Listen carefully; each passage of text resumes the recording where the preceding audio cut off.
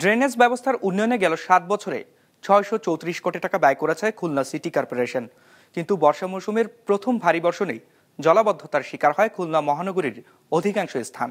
প্রতি বছরই এমন জলজটে আর্থিক ক্ষতি ও ভোগান্তির শিকার হচ্ছে এই নগরীর বাসিন্দারা। এস এম মিলানের ক্যামেরায় মোস্তফা জামালের রিপোর্ট। ২৫০টিরও বেশি ডিজাইন অপশন নিয়ে ওয়ালটন স্মার্ট ফ্রিজ, বোঝে আপনার প্রয়োজন।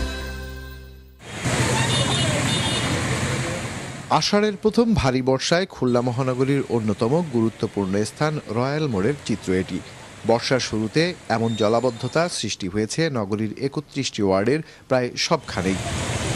অথচ ৮২৩ কোটি ৭৬ লাখ টাকার ড্রেনেজ প্রকল্প বাস্তবায়ন হলে নগরীর জলাবদ্ধতা নিরসন হবে, এমন কথা বিভিন্ন সময়ে বলা হয়েছে কেসিসির পক্ষ থেকে। এরই মধ্যে ৬৩৪ কোটি টাকা খরচ করে ১৯৮টি ড্রেন পুনর্নির্মাণ করেছে সংস্থাটি। তারপরও জলজটের উন্নতি না হওয়ায় ক্ষুব্ধ নগরবাসী। আধা ঘন্টা ১ ঘন্টার মতো বৃষ্টিতে পুরো খুলনা শহর অর্ধেকের বেশি তলায় গেছে। পিটিএমও থেকে এই পর্যন্ত পুরো হাঁটু পর্যন্ত পানি, একেবারে ময়লা আর রাস্তার অবস্থা খুবই খারাপ। প্রত্যেকটা বাড়ির নিচতলায় মানে আপনার ১ হাত থেকে ১ বিঘা সমান পানি। এই ভোগান্তিটা যে কবে শেষ হবে তা আল্লাহই ভালো জানে। যে মহানগরীতে পানি নিষ্কাশন ব্যবস্থা ঢেলে সাজাতে ড্রেনেজ মাস্টার প্ল্যান বাস্তবায়নাধীন বলছে কেসিসি। বর্তমানে চলমান প্রকল্পের বাইরে আরও বড় প্রকল্প ও অর্থ প্রয়োজন বলছে তারা। প্রবলেম যেটা আমার টোটাল মাস্টার প্ল্যান, এই ড্রেনেজ মাস্টার প্ল্যান যদি আমি কমপ্লিট করতে চাই তাহলে ১১ সালের রেট অনুসারে আমার ৬,০০০ কোটি টাকা লাগে।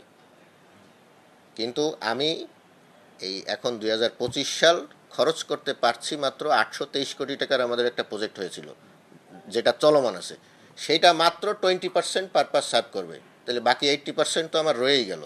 কেবল ড্রেন নির্মাণে প্রকল্প গ্রহণই জলাবদ্ধতা নিরসনের একমাত্র পথ নয়। এই সমস্যা সমাধানে নজর দিতে হবে পরিকল্পিত নগরী গড়ার উপর, বলছেন নগর পরিকল্পনাবিদরা।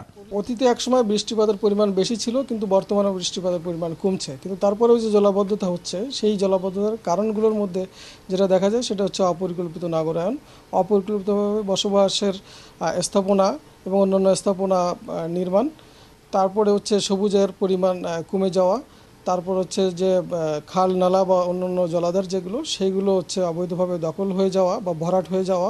জলাবদ্ধতা নিরসনে পানি নিষ্কাশনে ব্যবহৃত ২২টি খাল দখলমুক্ত ও খননের পরামর্শ নগর পরিকল্পনাবিদদের।